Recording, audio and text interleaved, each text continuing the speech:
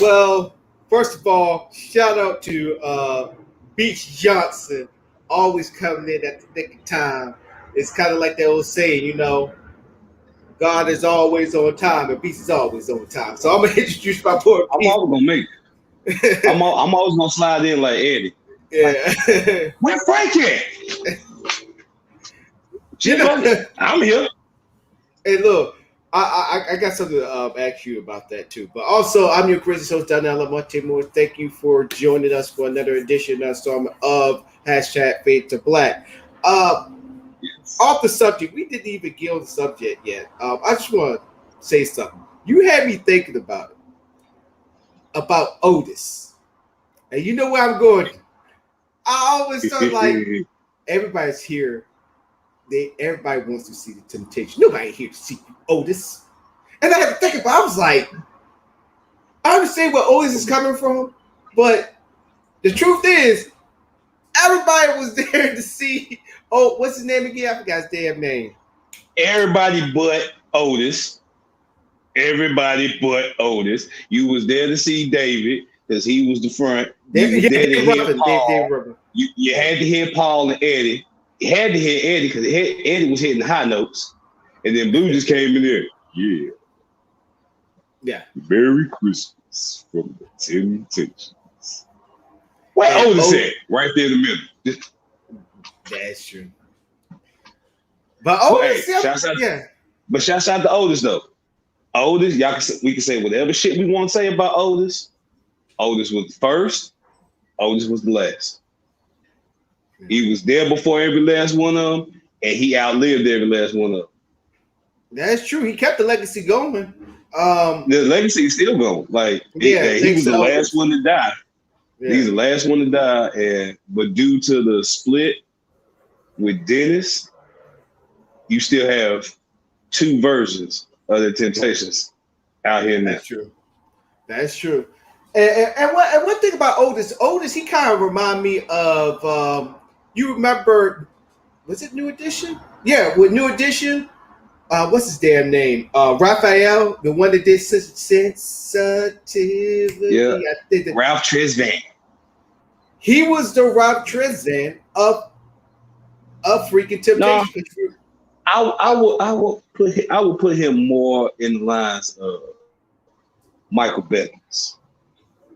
Yeah. When you look at the grand scheme of things and look at the actual influence and the key members that have the most influence out of that entity, when it comes to Temptations, it's always going to be Otis. You can say whatever the fuck you want to, but if Otis come in here right now and say no, well, it's Otis.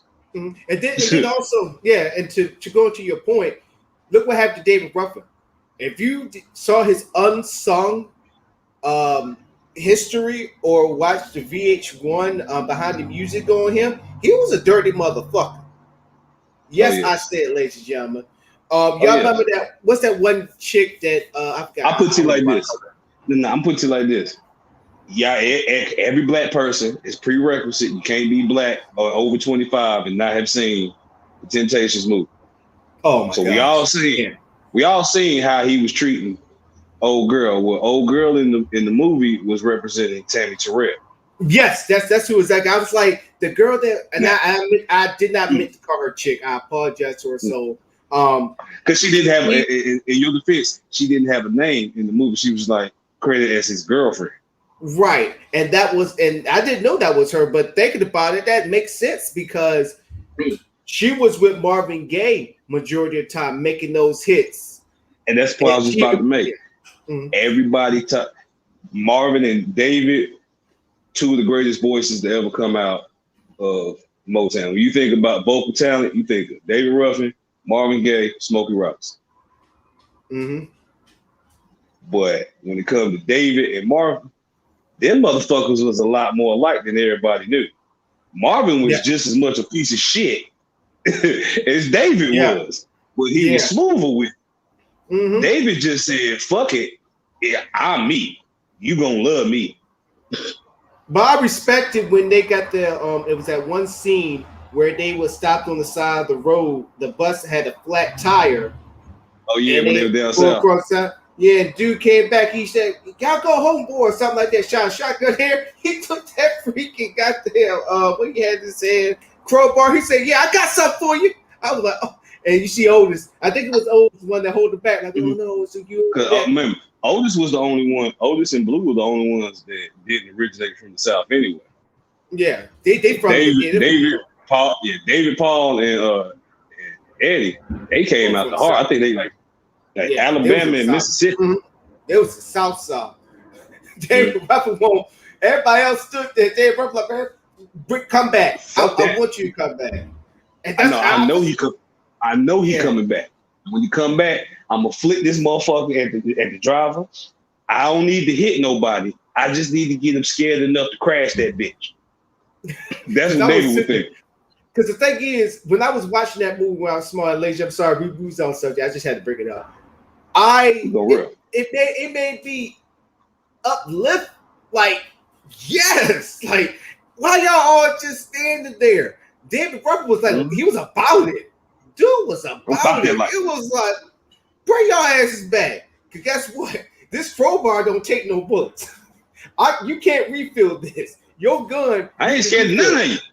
Right. Because a shotgun, you only put two shells up in there and you got to reload? Yeah.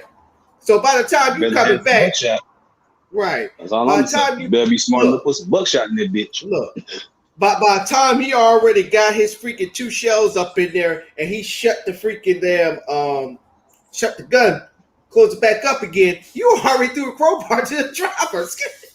So it's just like, so and those shotguns still today are still, well, not as big as it was back in the day, but back in the day, those shotguns were like, shh, take as much profile screens together. So good old fashioned gun barrel. Right. So like I had to bring that up because Otis was the nucleus, and sometimes people don't understand it's always the ones working behind the scenes that got all the power. Like New Edition, for example, I would say David what's his name? Bobby Brown was the David Ruffin of freaking. Oh yeah, he did. He definitely. He was a David Ruffin of New Edition. We can all agree on that. From a dude that is the dude who was freaking the shyest one out the group to being the front man, and not to mention, you bring it up on the last show, the only performer to drop his crack pipe in the middle of performance and pick it up and still did not miss a beat. Didn't miss not one. So I'm sitting there, I'm like, yo, what the, like, the F? Mm-hmm. You gotta watch it a couple times, like, did he just drop that? That nigga that dropped his coat. Yeah. And smooth though. Smooth. You like, good shit. And he sure did do it. So, but yeah, we're not gonna take too much of it. That's my fault. But we're gonna go and do our opening statements, and I'm going to start off because I really, in the words of I know, ain't that right, dog? I know, dog. Yeah, let's go to the opening statement. So, Busta Rhymes, we gotta talk, dog. We seriously gonna have a conversation. So let's go ahead and get started.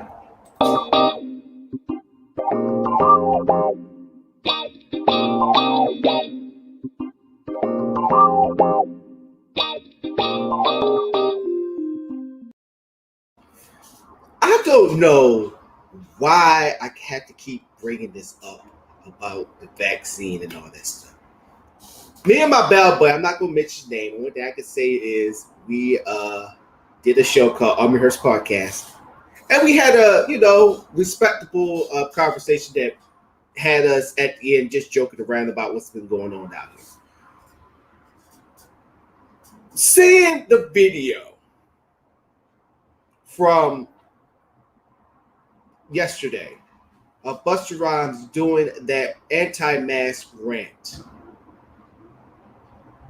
it literally blows my mind. I explained on this show there's two different types of people when it comes to this, what's going on with COVID. You got the unvaccinated and you got the anti-vaxxers.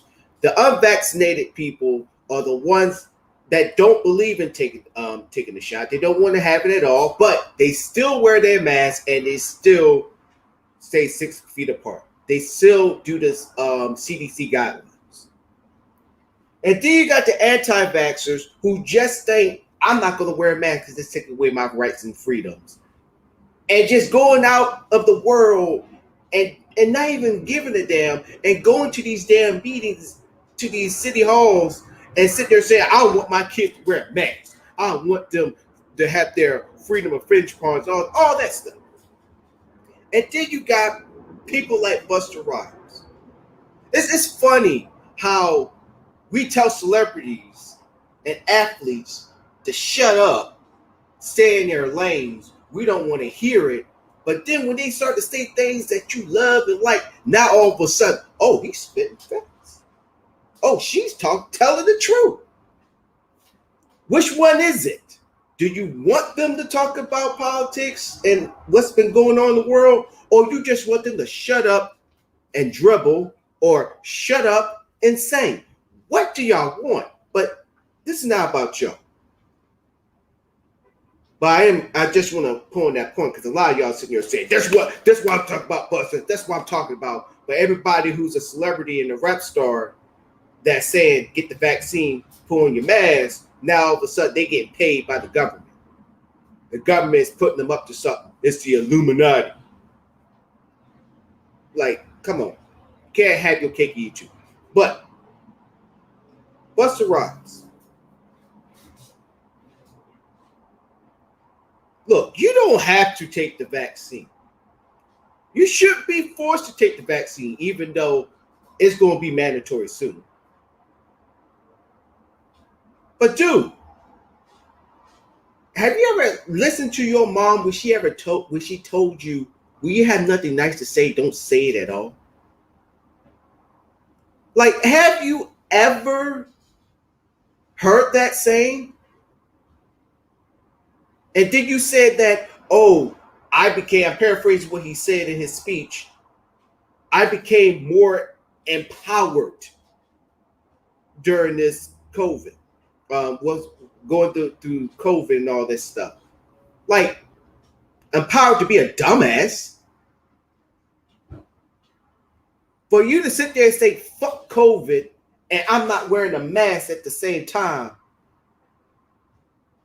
It's like me going to war in Afghanistan. Well, I take that back. Me going to Iraq the time that I did, saying, you know, fuck the Taliban, but I'm not going to go have my M16 with me. What sense does that make? Make it make sense. Now, we all get into our little things of when we in the motion, where we are in the moment, and we just say whatever that comes on top of our mind, i.e. the baby. And we just say how we feel at that time without even thinking. And this is one of those times for Busta Rhymes. So Busta Rhymes, this is what I'm gonna tell you, because I know you're still getting drugged on Twitter. At the same time, having all these people that support you, like, you said it, brother. You was right on it. You was right on it. Even the people that don't even barely listen to your music. I don't even like rap music, but you go ahead, brother. Go ahead, brother. You one of the good ones. You got those people. The same ones that said that you shouldn't be in politics anyway, and that you should just rap. But since you're saying what they say, you good with them. Them folks. When you have that same energy when you get COVID, have that same energy. COVID is real. Look, I think I speak for myself. I speak for Beast. I speak for anybody in my friend circle, no matter how they lean on politically or what football team they root for. We can all agree we're sick and tired of the COVID too. We're sick and tired of wearing a mask. We're sick and tired that we got to show that we got vaccinated and all that stuff. I'm sick of it too. I'm sick and tired of wearing my mask. And I'm for the vaccine. I'm for the guidelines of, 6 feet and wearing the mask. But I'm even tired of it. But I'm not only doing this just to save my life, I'm doing it to save other people's lives. We need to get out of that mind frame. Busta Rhymes, you too, need to get out of that mind frame. This is not all about you.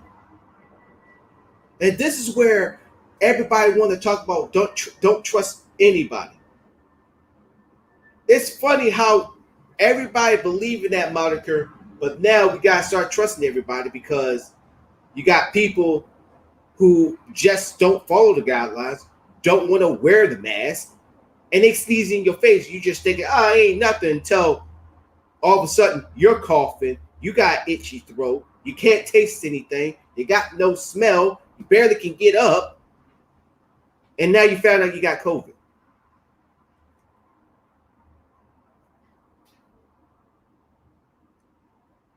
So keep that same energy, Buster. When you finally contract COVID, knock on wood, hopefully you don't, or somebody you love, a family member, or a real close friend of yours get COVID, keep that same energy. And you're going to see for yourself that, damn, I should have never made that stupid, out of mind anti-rant without thinking what the hell I was saying. So keep that same energy, Buster. Because sometimes it takes a life-changing moment to change your mind. And with that, I yield the floor. I want to talk about labels and how we as a society whore ourselves out and lust over labels, not understanding that labels and titles and they come with pros and cons. They also come with responsibilities and obligations. When you take upon that label or that title, you are perceived to carry yourself in a certain manner, in a certain way. You are also perceived to conduct yourself with a certain set of preconceived stereotypical actions. For you women, when you say you want to be a wife, you want to be married, the understanding and status quo of marriage is 50-50 partnership building. You're building a life together.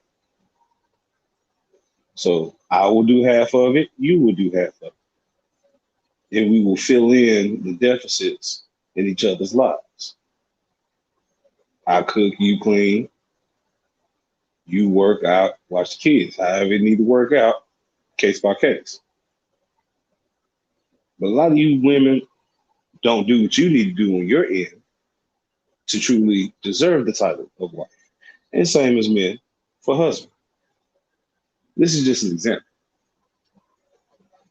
The main thing is, whatever label, whatever title that you feel as though you deserve or you truly aspire or desire for, make sure you do your due diligence and truly read up on what it means and what it is defined to be that title.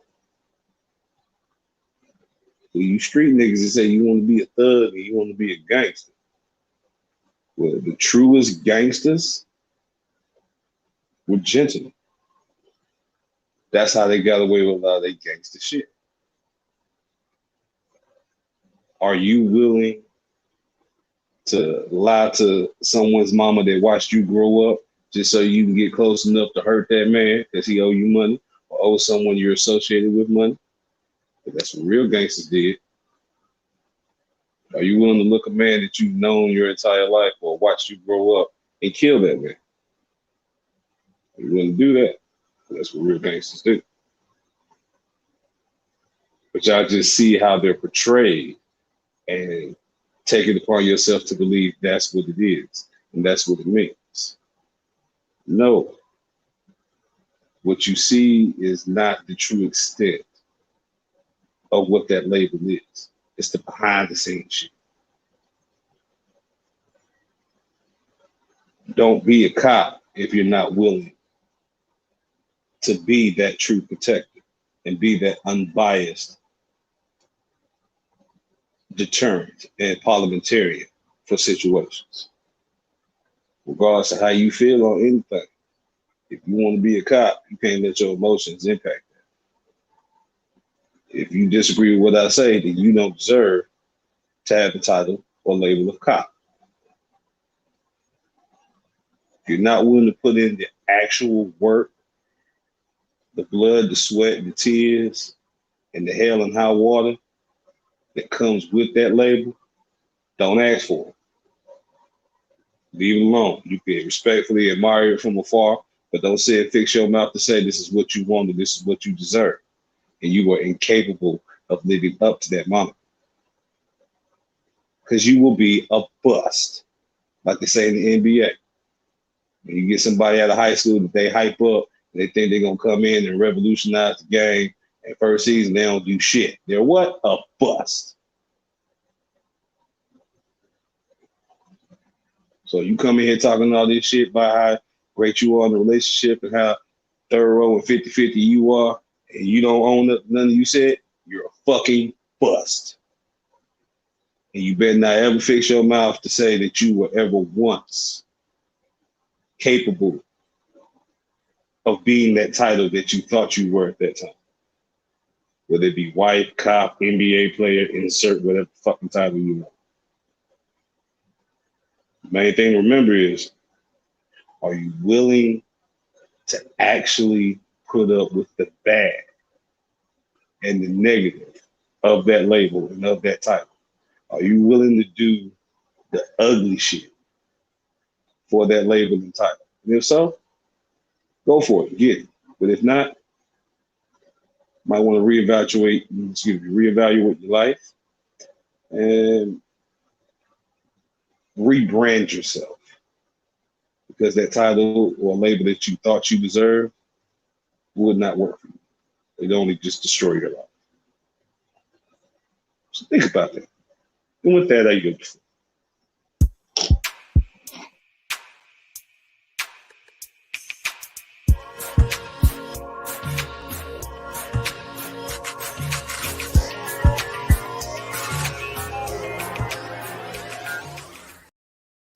Yes, ladies and gentlemen, we are back here. First of all, we'd like to thank our sponsor, Sky Zone Society, for sponsoring this whole entire show.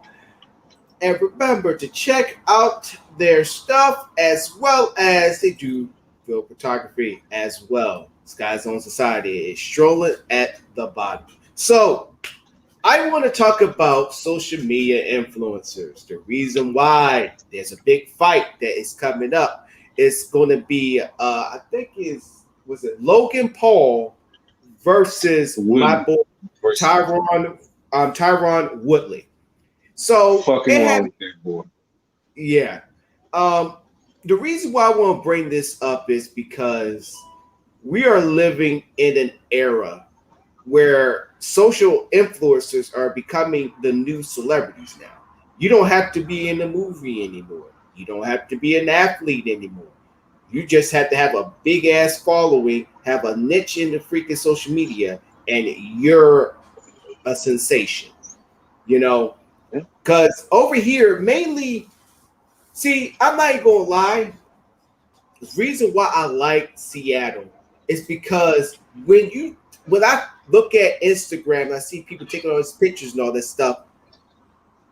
It reminds me of the kids. I won't say kids. I got people my age that take pictures of the beautiful sceneries and in the clubs here at Seattle all through the West Coast. You don't see that too much in the South unless they got a real big following.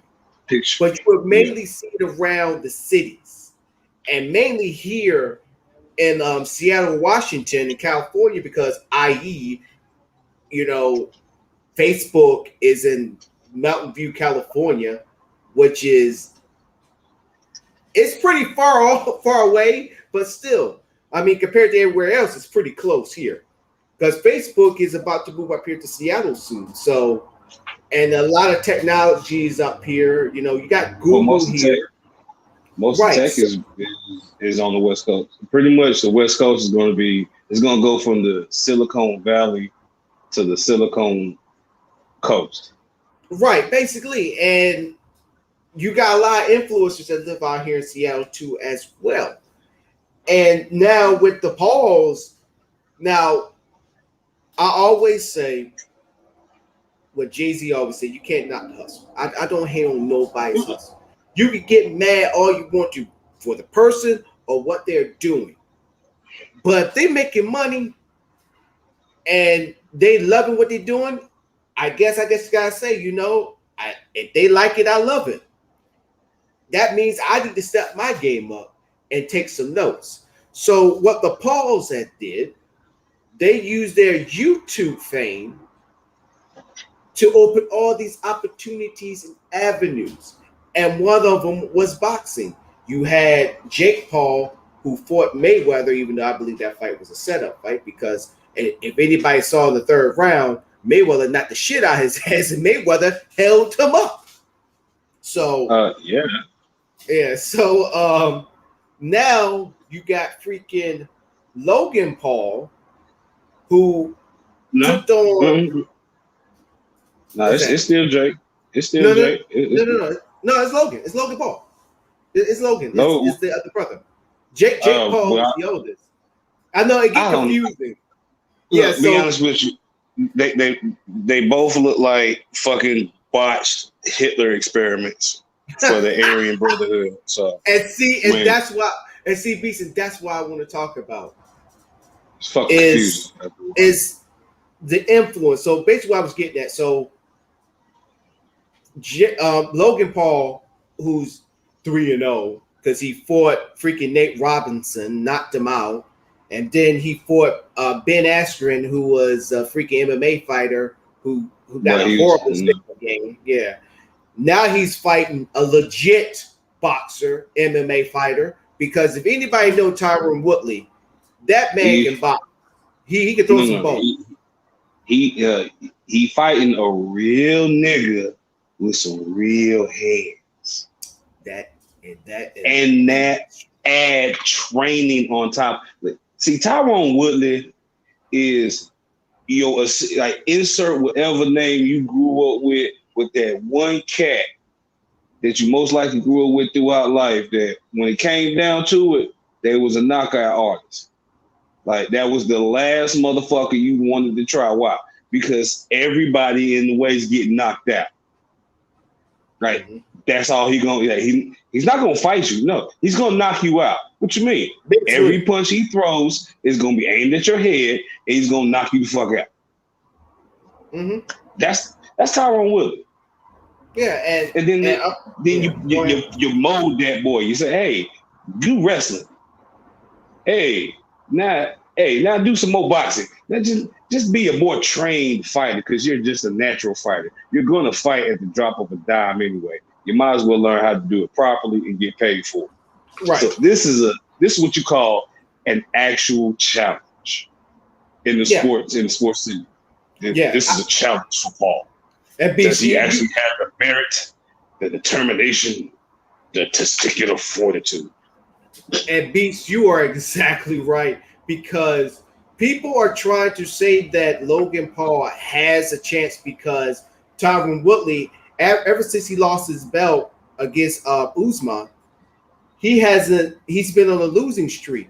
And it's like, well, he's been on a losing streak. He got knocked out. He submitted and all that stuff. But you have to understand people who are saying this shit. And the sad thing is, you got experts in the boxing world that are saying this. Here's what I say to you. He lost to professionals. No. And not even that. You lost to a professional in your field, in your particular industry. That's like me losing out. That's literally like me losing out an award to T-Pain because we both can't sing and rap. Right. That means something within that realm, but outside of that realm, it's just an interesting footnote and it doesn't really mean anything. He submitted. Number one, you lost your belt to a superior fighter. Usman is just a bad motherfucker. Like, yes, he is. The Nigerian nightmare. This breed of African fighters that they got in the UFC right now, all the current champions are from Africa, 2 of them Nigerian. Yep. Mm-hmm. So it's 2 kinds of people that you got to fear when it comes to sports. Usually when it comes to Africans, it's running, long distance or endurance, because they built for that shit. Yes. When it comes to fighting, the Irish or any kind of Latino. Oh yeah. Mexican down to South American. Them motherfuckers is just like Brazilians. Like they was born with 5 inches of callus for skin. Yeah. You could punch them in the face all goddamn day. It's not gonna swell up, and they still gonna look at you like, come on. You think about Anderson Silva. You think about who's another Brazilian fighter? I forgot. Goddamn. Man don't speak no English. Man don't speak no English and still talk pure shit to you while he whoop your ass. Yeah, and the thing is about Anderson Silva, just by the first look, you think he was just a brother that you see on the side of the street. You know, that you see like, yo, Tyrone, one of those cute, he look like one of those cute motherfuckers that be coming out the freaking those Corvettes in the suit and everything. Think that he's better than you and all that stuff because he got a high-paying job. Anderson Silva looked like that grown-up weird dude that you went to school with. He always been kind of weird and kind of out there, but not to the point where it's like we fear him. So he's cool to have around at parties and shit. Like, that's what Anderson Silva is. He's just goofy and kind of fucking awkward. We look at him like, I look at that man and say, this is an awkward looking dude. And then beats the motherfucking Jesus out of people. Hell yeah. And the thing is, he did so much that Dana White got pissed off with because of his antics. But the point, but not trying to get too much off the point of what we're talking about here. But what the Pauls have done, you have to respect, because with the fame and the blood, sweat, and tears that he did for their YouTube channels, it created more opportunities for him. So, Beast, my question for you is this. Do you think it's a good thing that they're doing this and showing other content creators? Because we count as content creators. You know, we don't have too much of a big, we got a following on Facebook, but be honest with you. Yeah, but go ahead. But basically, does it good for us or is it bad? I mean, overall, it shows to content creators that you just don't have to think in the avenue of what your audience is or what you feel like your strengths are. You know, you can branch out and integrate other things. You talk about social medias. There's a cat by the name of Master Ken. Anybody ever seen his videos? They're these humorous, comical martial arts videos. Nice size dude, but he looked like he knows some shit. He looked like he really do know some shit, but he's just joking around with it like, ha, ha, ha. Kind of like Rex Kwon Do from Napoleon Dynamite. Oh, shit. Yeah, that level of American cockiness. And it's just and his whole thing is, after every attack, always remember, re-stomp the groin. After every move, it doesn't matter what you do, re-stomp the groin. Pile driver, re-stomp the groin. gouge in the eye, restuff the groin. But it's like his level of his particular brand has actually got him. We talk about like branching out shit. He's now branched out to a Netflix movie called Paper Tigers. It's kind of like your newer action martial arts.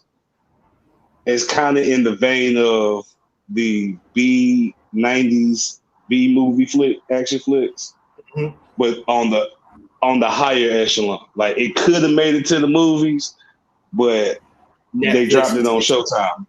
Yeah, but it's like, damn, but it's still a good ass movie. It's like it's one of those. Which leads to another thing too. A lot of influencers now. We just not talking about the Pauls here.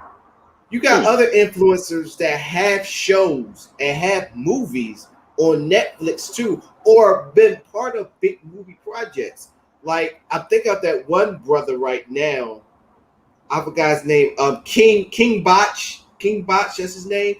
Even though King Botch, I had to go back to, everybody remember Vine, because he was a big hit on Vine. And it was a YouTube video where they said the reason why he became successful because all of his skits were from black stereotypes of no father, ghetto, basically ghetto shit. Just think of any stereotype and get stuff. He used it in the beginning. That was it, but like what he's known for, because everybody does whatever the fuck they can in the beginning. So you can't really judge nobody. Oh, you're just doing shit. Right. Just kind of trying to find the lane. But right. And what he's known for is not along that line. So right. And I mean, you really can't fault him. And in seeing all his past stuff, does it make me a little frustrated that he did it? I'm like, yeah. But people also gotta understand, you also change too. So when I see his rest of his content, I don't see none of his content doing that anymore. So you have to respect him for that. Hopefully everything's going good. Oh, cool. All right. But my thing is, for me, I'm kind of in between, if that makes sense. I mean, the reason why I say I'm in between is because you got content creators that actually look out for the benefit look out for the community as a whole. To show the blueprint of this is what you do and this is how you do it. But then you got those, and you know what I'm talking about when I go to this part, Beast, and this goes to the TikTok, where you got a lot of black content creators on TikTok that come up with these trends, they come up with these dances. You don't see them on the Jimmy Fallon show. You don't see them even on the Steve Harvey show. You will see white people, definitely the ones that are already known, taking these trends and creating it and making it into their own. And I believe that the black TikTokers are still on strike. And TikTok has been suffering for it still. And that's why I'm in between with it. That's why I'm in the middle. Oh, I can't hear you. Hold on. Maybe it's just my mic. I can't hear you. I can't hear. Hold on. Let me see. Hold up, ladies and gentlemen. Hold on. Let me see if it's just me. We're going to go take a commercial break. We'll be right back. I just got to see something real quick. Yeah.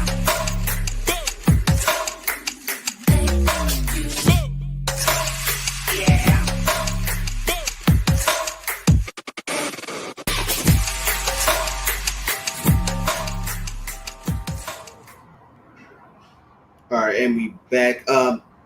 B, say something. Oh, now you can't hear Beast. Hold on, can't hear you.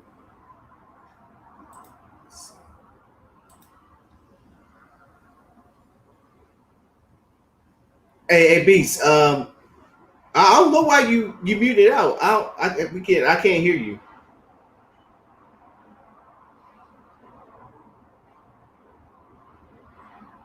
All right, we're gonna have Beast come back in. Hopefully that issue is be, will be solved. But I am going to say this. I am going to say this. Hopefully y'all can hear me. Is that that's the reason why I'm in the middle when it comes to content creators, because not and another thing is the algorithm. When the algorithm was created, for me, I knew for everybody who was in the YouTube days when YouTube was just, people just posting videos of friends falling or anything like that. All right, hopefully Beast situation is straight. Yes, Beast, I can hear you now. You hear me? Yeah, I can hear you. So go ahead, make that point, Beast, you was about to say. I'll say is as far as the black content creators, well, as far as TikTok goes, now I know 4 of them have been compensated and set up with royalties for their contributions. But there's that issue when it comes to social media and the content creators, where it's a balance of kind of whoring yourself out for attention.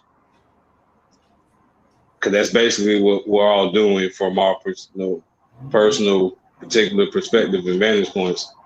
We want you to see us. We want you to see what we're doing, what we're talking about, what we're saying.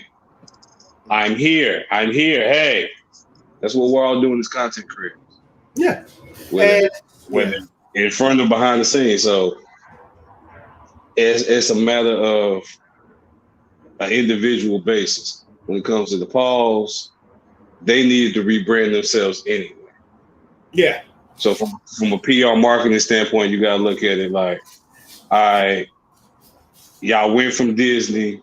Anybody that comes out of Disney always tries to go extra hard once they get out, because Disney is Disney. And if you be good, forced to be good for so long, you're going to fucking rebel extra hard once you get out. That's what all the Disney kids do. But then you get to the point where you're still trying to make money, you still get noticed, but your rebellious ways are now starting to fuck with your money. And see, we live in an era where everything can be spun. So now it's rebranding. How can we take your negatives and twist them and kind of clean them up for a more positive appeal? So if you're going to be a bad boy, you might as well know how to take a punch. Get you into boxing. Get some washed up folk to do a bam. So, when it comes to folk like us, that's more for the community. That is a good, that shows us that, hey, we can step outside of our comfort zones and even step into other avenues and venues that don't have anything to do with our particular content or social media, and try to incorporate that into it as well. Because the fact that it was boxing helped keep boxing alive, because not a lot of people, because due to the UFC, nobody really watches boxing, and even the talent pool for fighters, for athletic fighters, are going to veer more into the martial arts and fight sciences as opposed to boxing now. Right. There's more money in UFC and kicking, and then just punching somebody in the face. And the crazy thing is, Dana White, not trying to get too much off the subject, I'm gonna say this about Dana White. I've never been a Dana White fan. I think Dana White is the modern day Don King, but only in MMA. He only paid. Now, I only agree with you to an extent about the paycheck. I still believe that boxers still get paid, but they still get fucked over too. But Dana White only pays the fighters what he deemed they should be paid. So if you, it's just like if you was part of a battle rap and you made the card. Let's say you was the co-main event. So whatever that event makes, you're gonna get a good chunk of the purse of the money that's been made. If you, let's say you won, and it was the freaking battle of the night, because you win extra money if you have like special little prize like the knockout of the night. Well, not knockout of the night, but like the lyric of the night. I think you do get KO tonight. Yeah, the comeback of the night, or the best one, the battle of the night, and you there to get your check, and you see that you getting only $2,000. And you know that this whole entire thing made at least over 250,000, and you get 2 G's, and you was co-main event. Somebody owe me some money.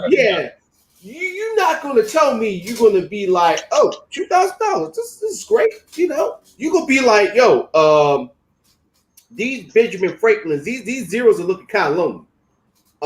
Where the rest? Where the rest? $2,000? Does it look like I was just here as a security guard? And even as a security guard, I'd be like, these zeros are missing their cousins. Where they at? And so I'm missing at least 1 0. Right.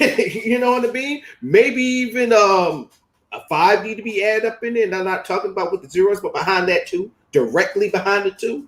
So yeah, I say that about Dana White, not going too far off the tracks. But we can agree on one thing. Really can agree on one thing. The algorithm changed the game. That's why I was saying once you fix yourself. When the algorithm was made, I think algorithm was made 5 years ago? I could be wrong.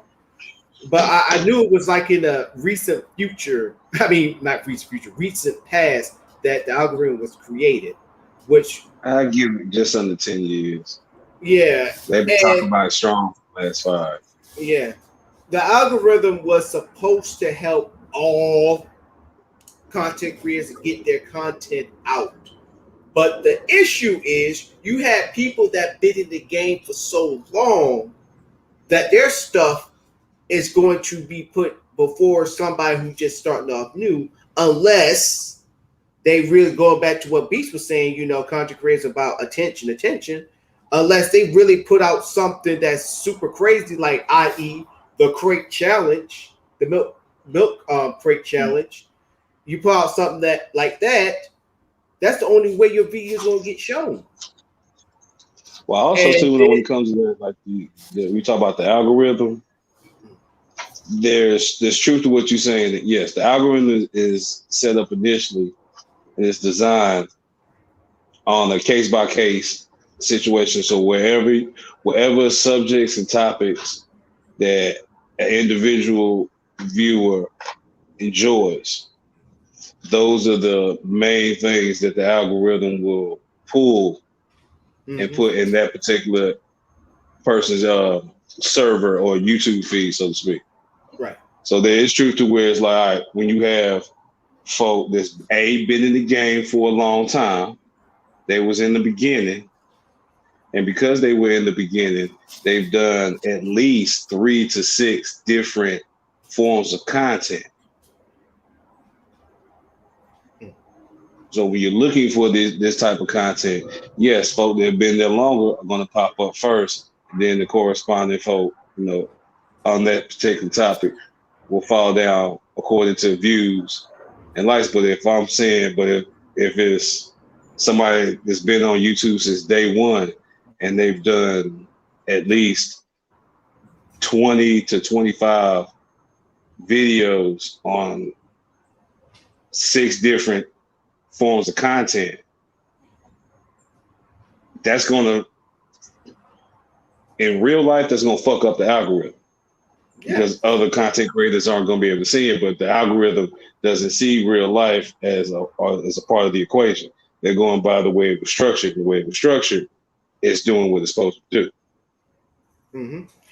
And also to add to that, Beast, then you got the celebrity. So if you're a celebrity starting your channel, YouTube gonna give you a front seat. They're gonna give you first class. It's gonna go another right. Yeah, you're gonna go another right. Right. So if you was doing your music, let's say you started the independent thing on YouTube. You've been doing it for a while. But then you have somebody like, I'm gonna say Tyler the Creator, who's an independent person himself, but he's kind of there where people from higher know him, but they consider him underground. They're gonna put his stuff ahead of yours because they consider him underground. But Beast been doing this for a hot minute. He's truly underground. Underground is when certain people know you, but people that listen to your music since day one, and you start to get a cult following, that's underground. Yeah. And then when you got people, I'm not saying Tyler Creator is underground, I'm using it as an example. If Tyler the Creator is considered underground because only certain people in the industry knows him, they're gonna put him at the top. Because he only just need one article in, let me say the Source. He got an article in the Source. We gonna put him in front of that. And that's the biggest issue with the algorithm.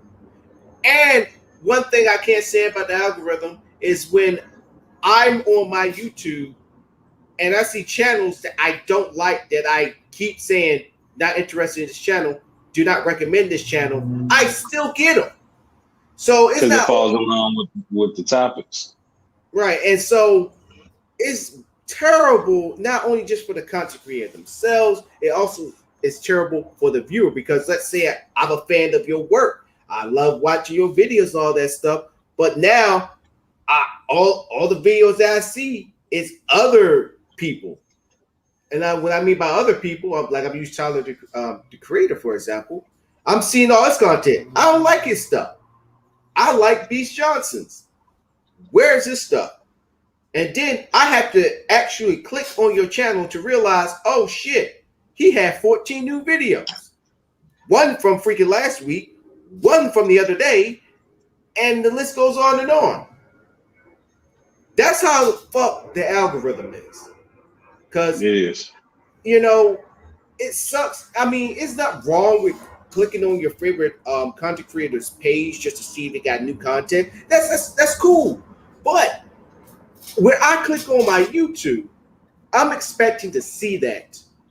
All the people that I follow, I expect to see their videos right there. Now, if I get other people that relates to that video, yeah, I give it a try. But it's just the ones where I say I don't like, I can't stand, stop putting it on my page, you still continue to put it on my page. Yeah.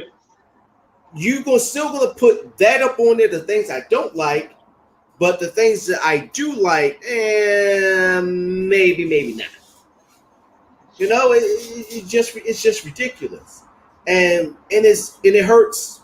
Not only, like I said, it don't only hurt the content creator, it hurts the freaking viewer, it hurts the audience as well.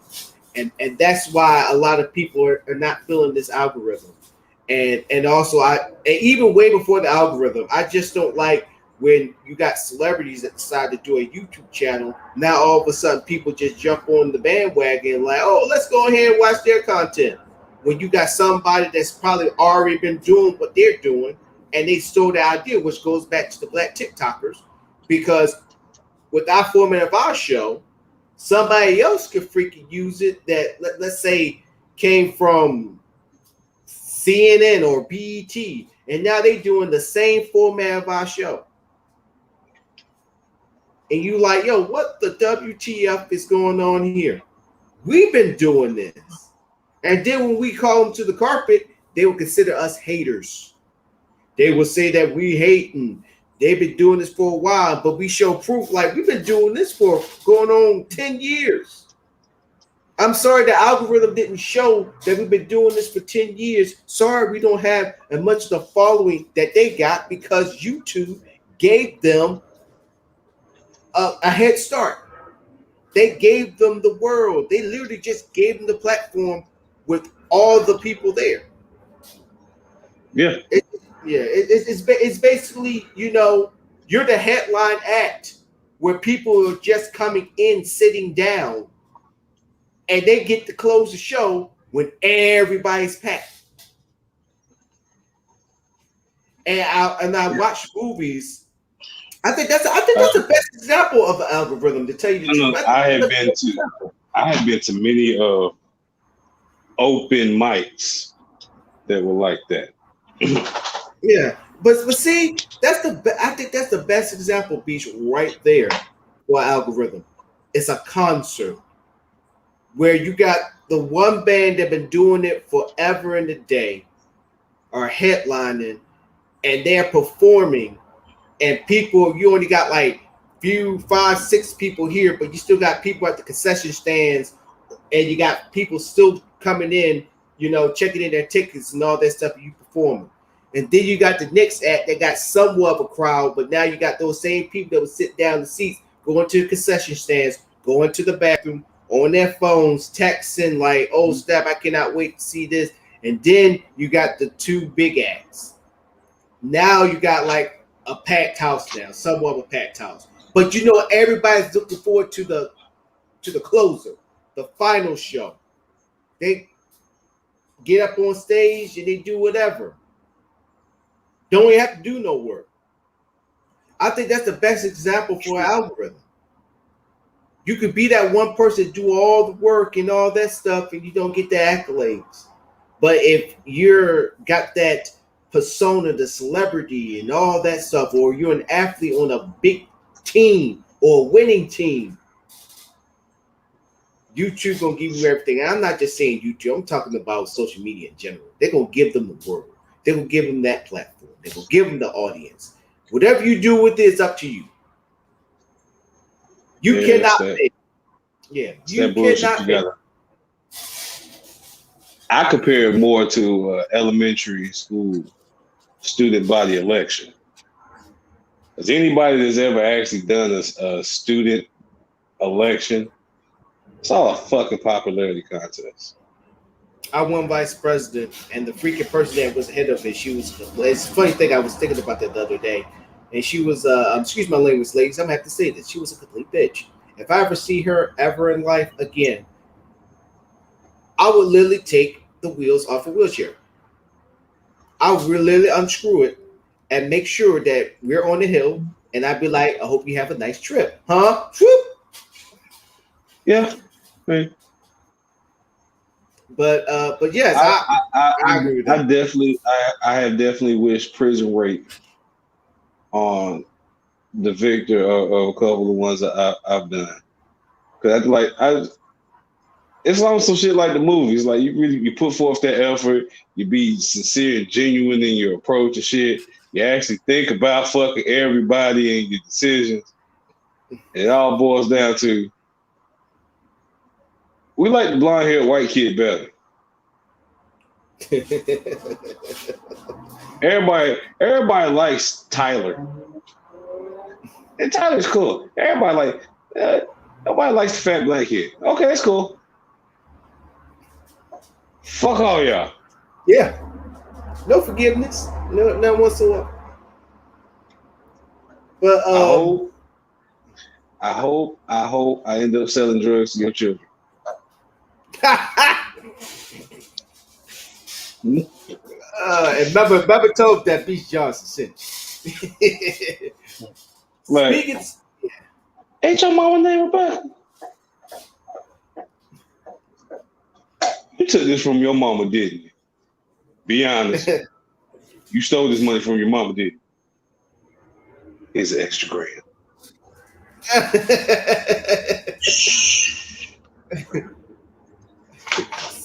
Speaking of that, I gotta break this news. I should have did it, but I did my opening statement. So, if y'all were living under a rock, famous porn star Ron Jeremy had been sentenced on 30 counts of sexual assault.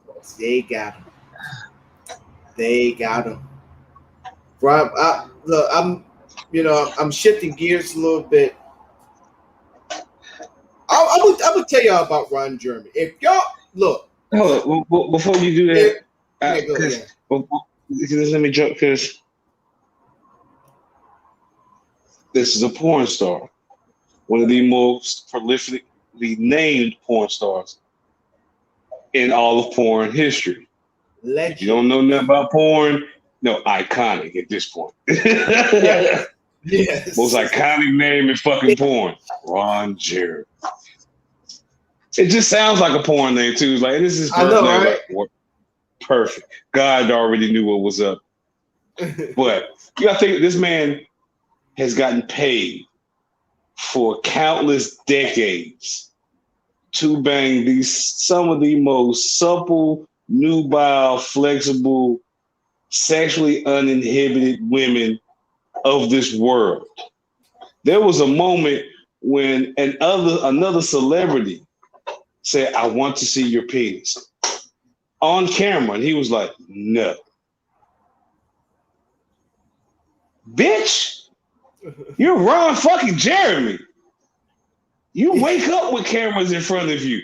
Like, you pulling your dick out in front of people when there's cameras.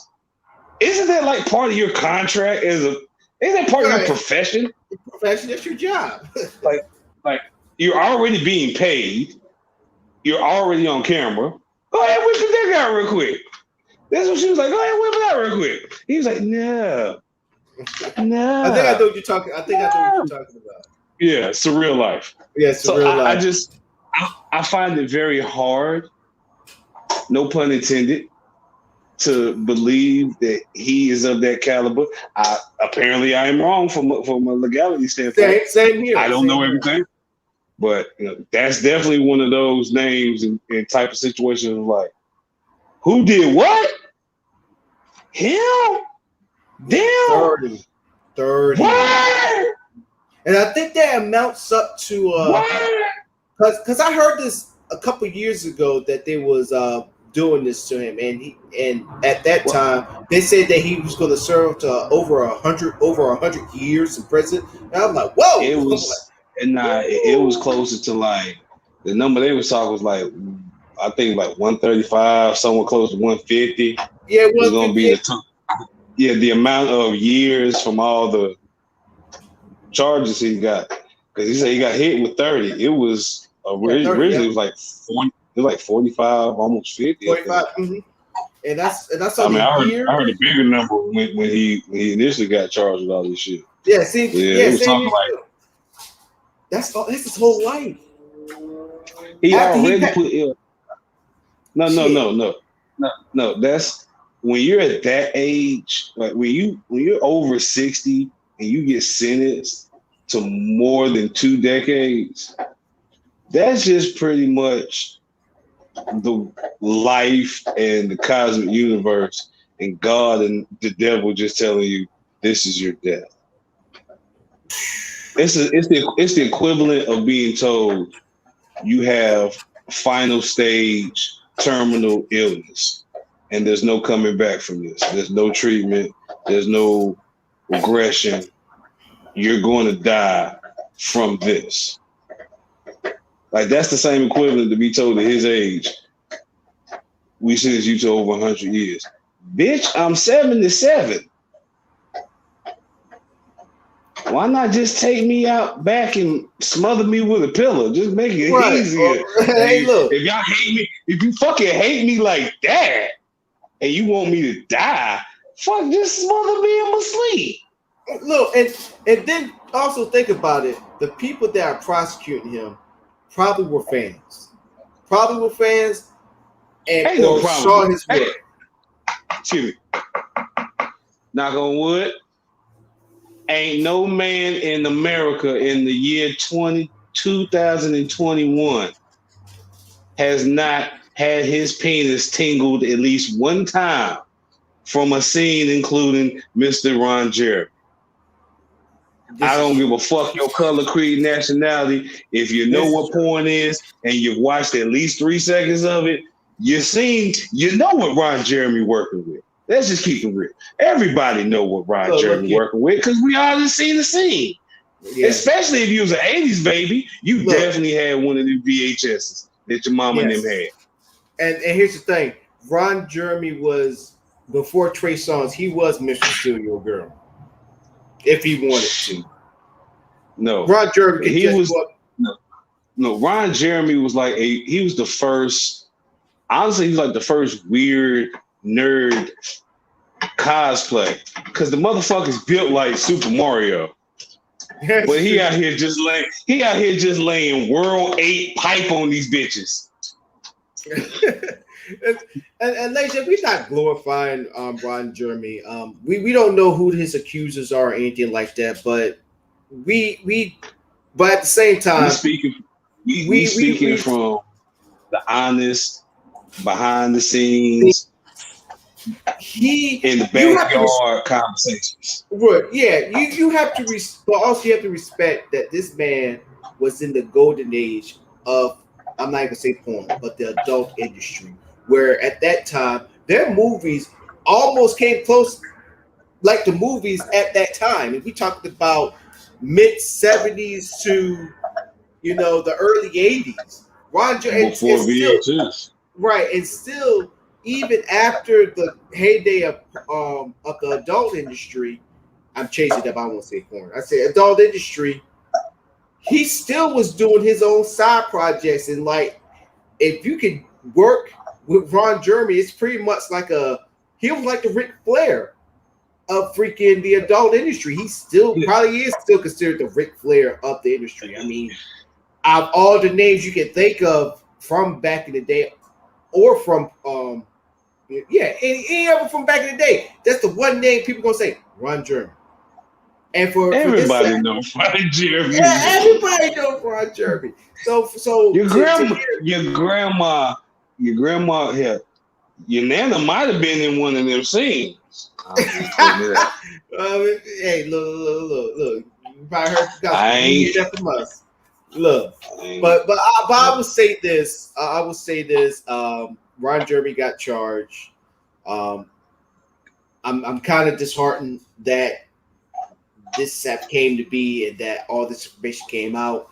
I just wish I was on top of it to understand, no pun intended, to understand the story much more. But it's too late for that now. He's being charged, and he should have known better for what he was doing.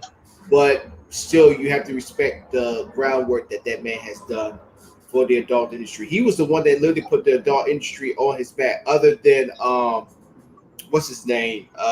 John Holmes. Wherever, I knew his last name was Holmes.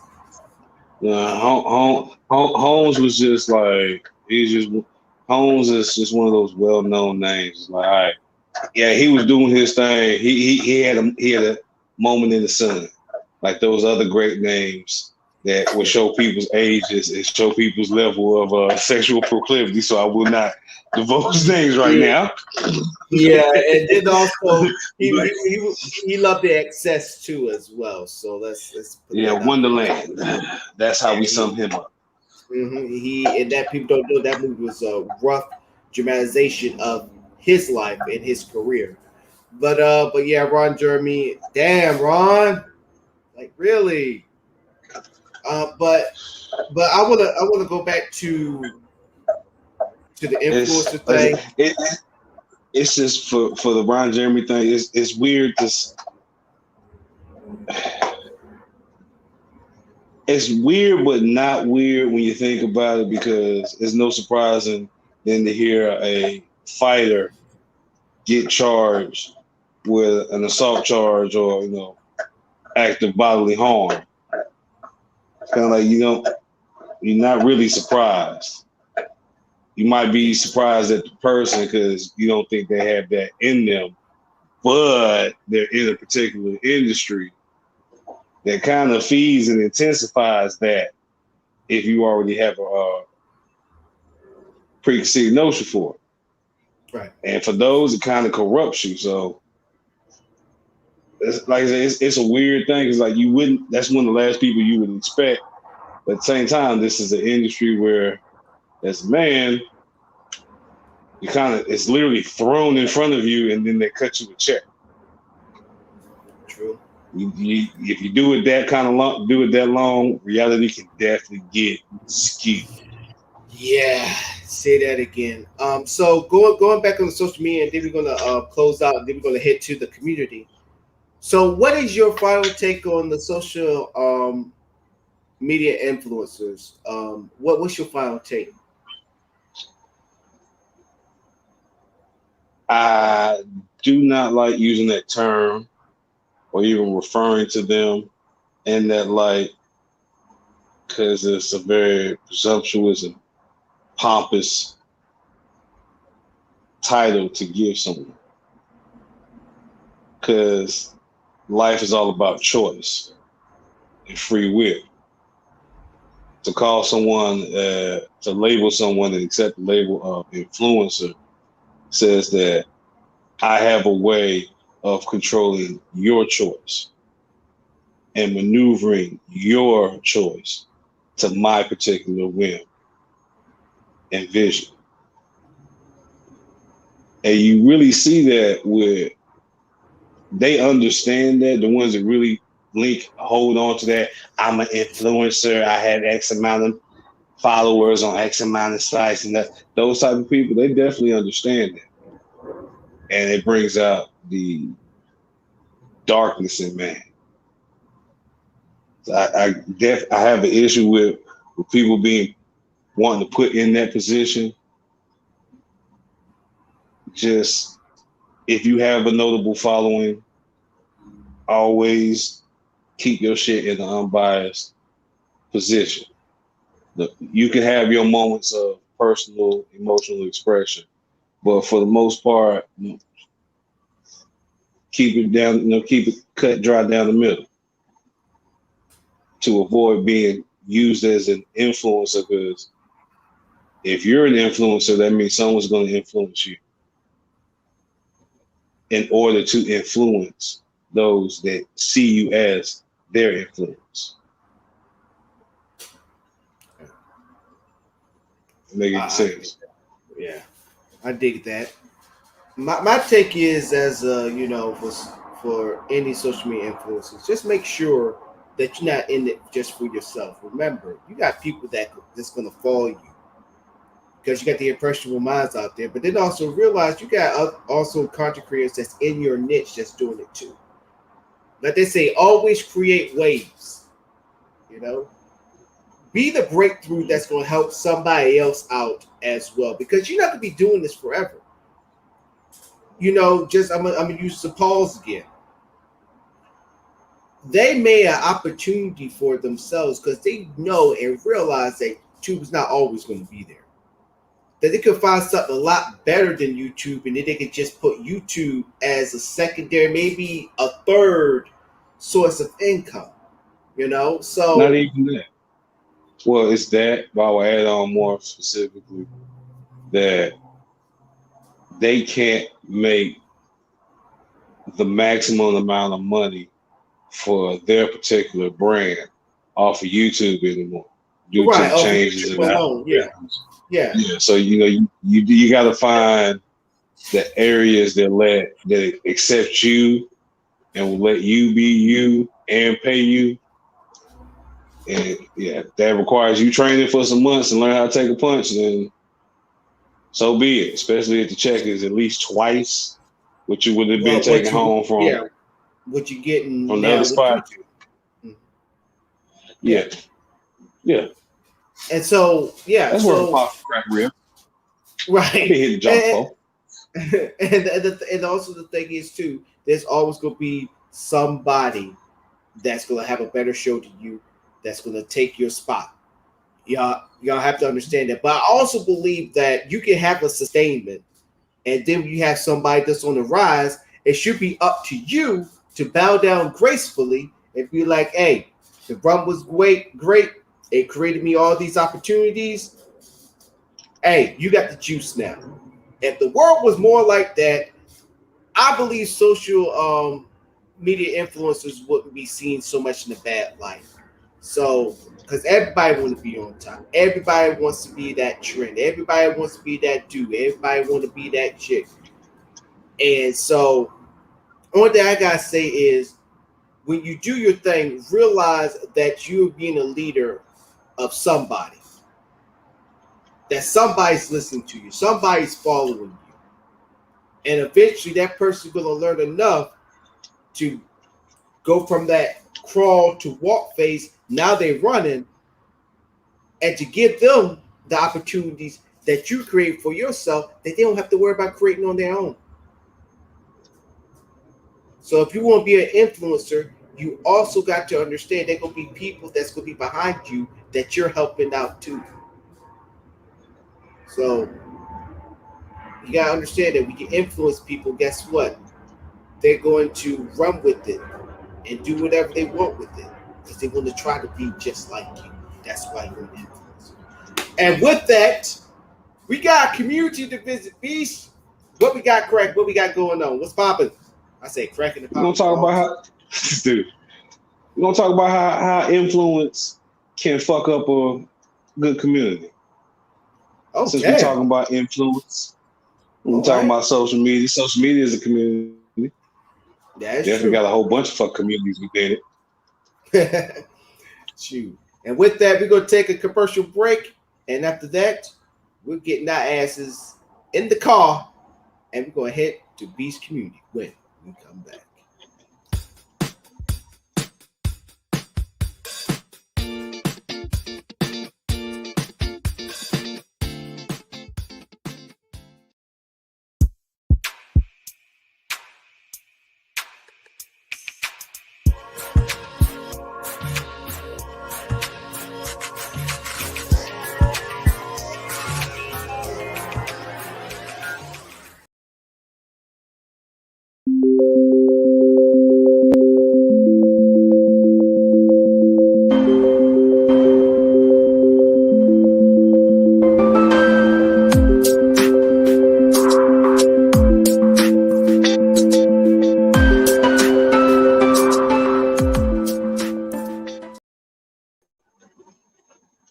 Welcome.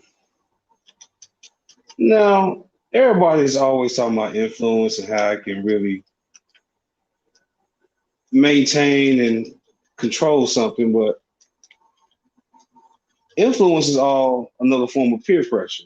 Peer pressure only should affect you if you feel a need to succumb to it. Everybody remember that one kid in the neighborhood that was what they would say naive, gullible, easily persuadable, highly influenced. You could always get them to do some shit. They was always willing to listen. That kid didn't really last around the neighborhood then, because usually the wrong person got in their ear and they gullible ass did something, possibly hurt themselves to a point to where the parents had to be involved. Once the parents got involved, everybody's parents got involved. So now everybody got to say what's going on. That's the type of shit that happens when the wrong type of influence is put upon and followed. We got to understand that just because everybody knows them or everybody sees them around or they seem pleasant with everybody doesn't mean they're an individual worth listening to. Their influence shouldn't really hold any weight to you. You always have to be mindful of if someone's telling you to do something or trying to influence you to a certain way of thought, always look at as a why would they do that and what's in it for them. Because just because they tell you it's the truth doesn't mean it's the truth. They're just trying to influence and manipulate how you see the world and get you to see what they need to see. It's kind of the equivalent of me standing at a point and Donnell standing at another point that creates a 45-degree angle. We obviously see things different. Better use of visuals. I'm standing at 6 o'clock. He's standing at 9 o'clock. But I want him to see 2 o'clock how I see 2 o'clock. Instead of me getting him to move to my 6 location to look at 2 o'clock, I'm going to try to influence his thoughts, influence his way of viewing the world, and try to get him to look at 2 o'clock the same way and the same vantage point that I'm looking at it without him physically moving. That's what influence is really about at the end of the day. Do you want that influence to be a positive, progressive change and benefit to your community? Or will you allow that influence to be an extreme deficit and the catalyst for the destruction of the community? Do you want to listen to somebody and end up finding a cool new spot or cool new thing to do that don't get you in trouble? Or you want to listen to somebody that cause you to fuck yourself up, and now your mama mad, and now your mama complaining to the other mamas. Now everybody mad at you because you fucked up, because you listened to the wrong person. How will you allow influence to reign in your life? Yes, sir.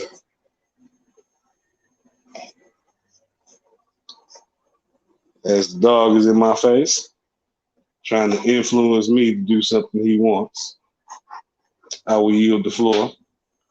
And thank y'all for coming by the community. Cody says, hey, feel free to come on back anytime. Yes, sir. No influence today. Well, I guess we can have guests come whenever they want to. Don't worry, he's been on the show a couple of times, ladies and gentlemen. This is not his first. But other than that, I think that's indication that it's time for us to go. And with that being said, I've been your great show, Donald Monty Morris. As for Beast Johnson, as well as his dog, this has been another show of Hashtag Fade to Black. And also, I reached out to Teach. Well, actually, Teach reached out to me. I did the Alamonte show. We had an hour-long conversation.